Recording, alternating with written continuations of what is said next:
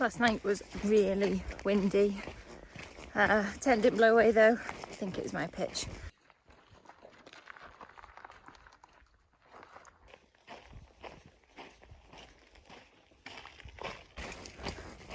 We've just seen our first ranger.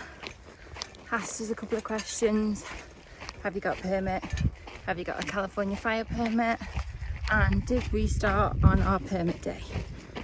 He didn't need to see any of the documents, but he was just making sure that we were out, and then he asked if we had any questions for him.